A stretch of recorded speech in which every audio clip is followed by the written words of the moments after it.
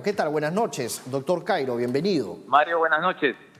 Doctor Cairo, yo sé que usted tiene una opinión particular, tiene una opinión también importante en torno al tema de lo que el día de hoy el Tribunal Constitucional pues ha decidido, ¿no? Y finalmente ha sido negativo para el expresidente Vizcarra. Yo creo que no podía ser positivo si es que se pretendía que él regrese de ninguna manera, porque el objeto de la demanda competencial era la primera moción de vacancia y no la segunda. La primera moción de vacancia se archivó, entonces yo estoy de acuerdo con el Tribunal Constitucional cuando ha decidido declarar improcedente la demanda por sustracción de la materia. Eso es impecable. Lo que ocurre es que el Tribunal Constitucional no es un tribunal ordinario, es el máximo intérprete de la Constitución y lo que tendría que haber hecho es establecer el significado en términos precisos y claros de lo que es permanente incapacidad moral para que no se vuelvan a repetir situaciones como la del golpe de Estado que el Congreso perpetró contra el señor Vizcarra cuando lo destituyó con el disfraz de vacancia, afirmando que era un incapaz moral porque no manejó bien la pandemia, repartió las tablets tarde, y algunos dijeron porque era un juicio político en realidad, y eso depende de la discrecionalidad. Entonces eso fue una distorsión, fue un golpe, se resolvió. Entonces ya Vizcarra dijo que no iba, dijo que no iba a volver, ya juramentó Sagasti, estuvieron todas las autoridades, entonces es imposible que Vizcarra volviera. Pero el Tribunal Constitucional tenía la responsabilidad de esclarecer el término para que no hubieran situaciones como la que pasó, que dieron lugar a una semana terrible, en la cual hubo 2 muertos, hubo heridos, y hubo una situación en la cual, en un punto, recuerde usted Mario, el Perú no tuvo presidente, jefe del Ejecutivo, ni presidente del Congreso. O sea, eso es lo que ocurre cuando se dice que está bien que la incapacidad moral no sea un concepto claro, porque al final de cuentas depende de lo que el Congreso quiera en algún momento y de los votos que obtenga. Y el Perú no es un régimen parlamentario. En los regímenes parlamentarios sí el Congreso puede destituir al presidente discrecionalmente, por una razón muy sencilla, porque el Parlamento lo nombra. En cambio en el Perú no pasa eso. Al presidente no lo nombra el Parlamento, sino lo nombra el pueblo. Ahora, en esta figura entonces, ¿qué es lo que debería a su juicio cambiarse en una futura reforma constitucional? El término de incapacidad moral permanente en el siglo XIX estaba muy claro que significaba incapacidad mental. No puede ser inmoralidad porque la inmoralidad es un término demasiado amplio. Es más, además indefinido, porque lo que puede ser correcto para un sistema moral puede ser incorrecto para otro. Por ejemplo, vivir con 5 mujeres para la moral musulmana puede ser encomiable, pero para la moral cristiana es abominable. Entonces, ¿cómo hablar de moralidad como causal de vacancia del cargo presidencial? Tiene que ser una situación objetiva que incapacite al presidente para continuar, porque además la vacancia no es una sanción. El procedimiento de sanción contra el presidente está en los artículos 99 y 100 que regulan el juicio político. Ahora, por ejemplo, el tribuno Ernesto Blume ha dicho que ese concepto no debe estar claro y que este momento no es el indicado, no es prudente para poder definir el concepto de incapacidad moral. ¿Cuál es su opinión respecto a lo dicho por el magistrado Blume, que tiene tantos años de experiencia también? Respetuosamente, es frontalmente contraria. En mi opinión, creo que debe estar más claro que nunca, porque si no está claro, ocurren cosas como que el Congreso lo utiliza para destituir a un presidente con el que no está de acuerdo. Y además, la destitución es una sanción. Y en derechos sancionatorios se exigen 2 cosas: lex previa y lex certa, o sea, ley anterior y ley precisa. La calificación de la inconducta debe ser muy precisa, e inmoralidad tiene un carácter, una dispersión de contenido tan grande como que una misma conducta puede ser inmoral para un sistema ético y moral para otro sistema ético. Y hay 5 sistemas morales o 10 a los cuales aspiran las personas en una sociedad libre como el Perú. Ahora, él, por ejemplo, también ha ahondado en que el máximo órgano constitucional es autónomo, obviamente, y era sobre el primer pedido de vacancia presidencial contra Martín Vizcarra, ¿no? Por el tema de Richard Swing, Richard Cisneros, y que, bueno, no era necesario y además no correspondía por haberse producido la sustracción de la materia, y si se sustrae, dijo, la materia, ya pues no hay materia por resolver, y ese había sido el sentido de la decisión. A eso me referí con la primera pregunta. Con todo eso estoy de acuerdo. La sustracción de la materia es impecable. Perfecto. Pero el Tribunal Constitucional, en otros casos, donde se ha sustraído la materia, cuando apreció que había un tema relevante en materia constitucional, decía improcedente la demanda, sustracción de la materia, pero como máximo intérprete de la Constitución, vamos a definir este tema. Y lo hacían. Hoy día no lo ha hecho y creo que ha abandonado una responsabilidad que podría haber generado sosiego en el tiempo que media entre hoy hasta el 28 de julio de 2021. Porque mañana o después, antes de esa fecha, algún congresista puede decir que una conducta del presidente Sagasti es inmoral, y entonces nos pasamos 2 semanas esperando que no se lleguen a los 87 votos para ver si no hay un quinto presidente en 5 años. Entonces, ahora, sí. Ahora, se tiene que elegir también a los nuevos miembros del Tribunal Constitucional, ¿no? Eso está pendiente.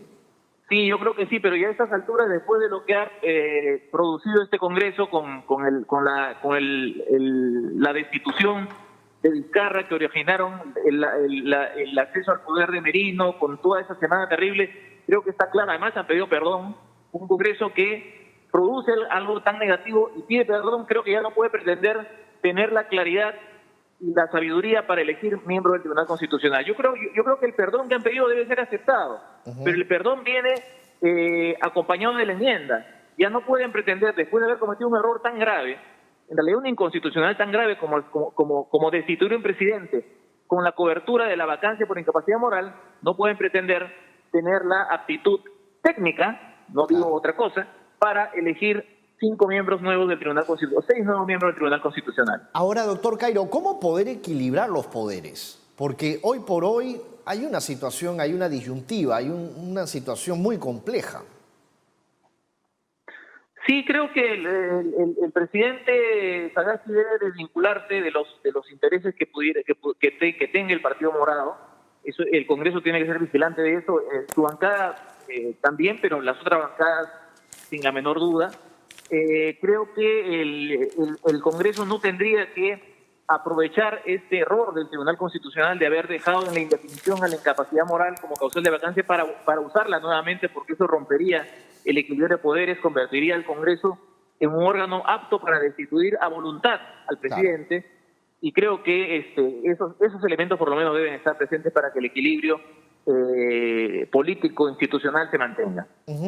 Ahora, ¿cuál es, desde su perspectiva, por ejemplo, aquellas normas que están dentro de la Constitución actual y que podrían quizás pues variar para poder aperturar un poco este tema que se tiene que debatir de todas maneras para poder solucionar ciertos vacíos que existen hoy por hoy, ¿no? Porque acá pues definitivamente es una ola tras ola tras ola y finalmente nunca se acaba con estos temas que finalmente no se pueden llegar a deslumbrar.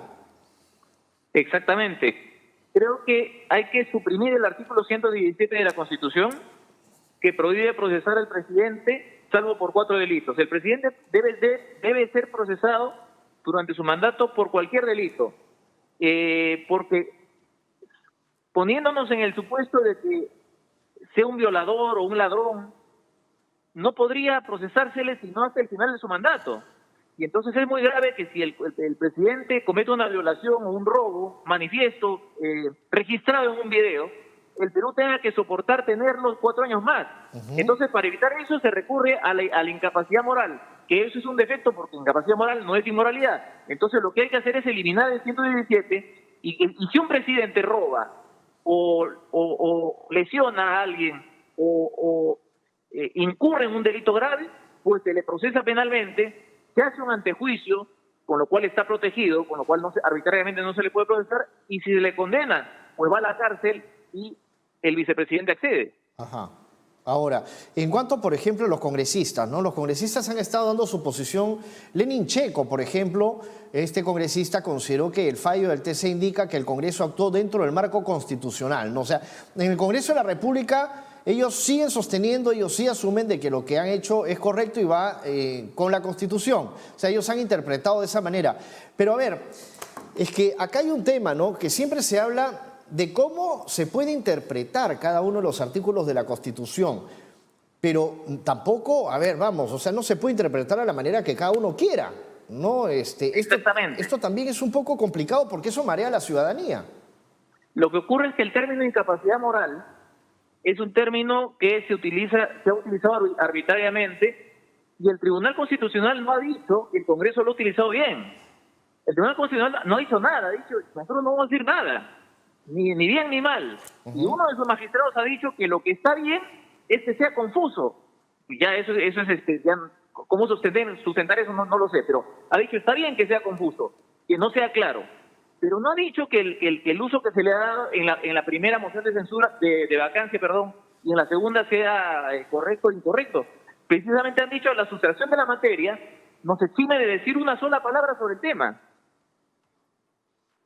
Ahora, doctor Cairo, ¿es realmente oportuno, hoy por hoy como están las cosas en nuestro país, una situación, acabamos de salir de todas estas manifestaciones, muy difícil? Yo sé que se quiere contentar a un grueso de la gente, ¿no? Pero, a ver, el cambio de la Constitución, se habla del cambio de la Constitución.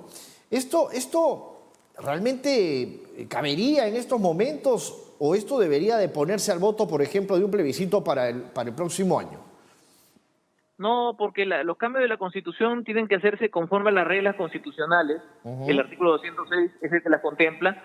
Y este artículo no prevé ninguna posibilidad de hacer una consulta plebiscitaria como ocurrió en Chile. En Chile la consulta está prevista en la Constitución del 80. No es que se le haya ocurrido a Piñera convocar un plebiscito para pedirle al pueblo que diga si quiere o no constituyente. No, Claro. eso está en la Constitución del 80, reformada, es cierto, pero está como mecanismo de cambio constitucional. En el Perú no. Correcto, correcto. Bueno, muchas gracias, doctor Cairo. Ha sido muy amable por su participación aquí en Hackeando la Política. Y, Gracias, Mario. bueno, y vamos a estar conversando, seguramente analizando más adelante sobre lo que se venga, porque se vienen más temas encima. Entonces, obviamente, hay que hacer un análisis exhaustivo de la materia.